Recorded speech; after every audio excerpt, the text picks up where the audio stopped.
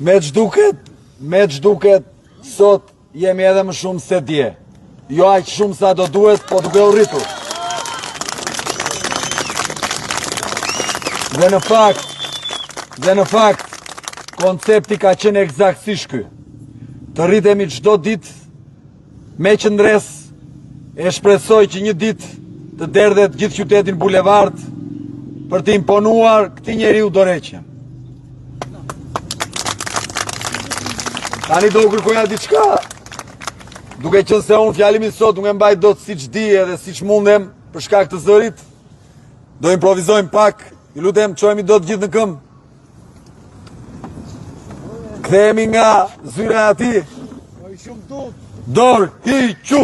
Dorë hiqu! Dorë hiqu! Dorë hiqu! Dorë hiqu!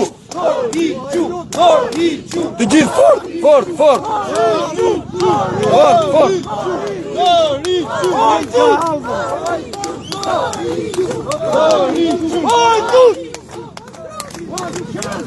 Hajdut! O Pierre!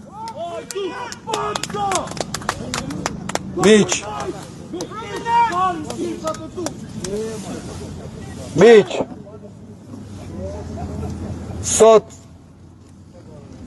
gjykata kushtetuese e Republikës së Shqipërisë, pas një presioni disa ditor, mos them javor, të Edi Ramës, ka vendosur që ta rikthejë në detyrë përkohësisht dhe në gjykimin e themelit zëvendës kryeministren.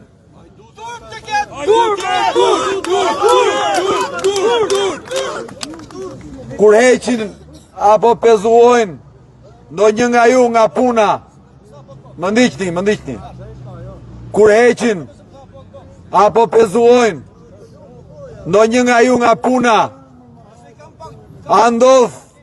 andodh që gjykata me njerë ta kthej si që kthyen zonjë Bauku.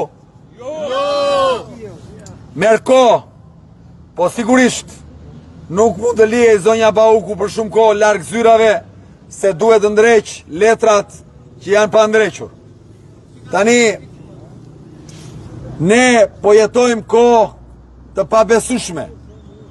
Nuk ka një vend të dytë në botë ku të kapet një ministër, 2 ministra, 3 ministra, 4 ministra, 5 ministra me korrupsion, me ndryrje në tendera, në mënyrë të padrejtë, dhe askush nuk mban përgjegjësi, përkundrazi, qeveria garon dhe shpërblehet, duke shkuar nga 74 mandate në 83, madje shpërblehet edhe më shumë, duke garuar në zgjedhjet e parakoshme për 5 bashki dhe merr 75%, 80%.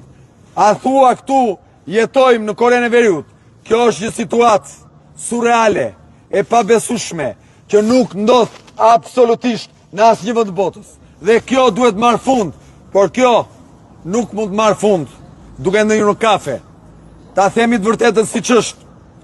I dëgjoj shpesh dhe i lexoj qytetarët tanë që i referojnë vendeve të tjera.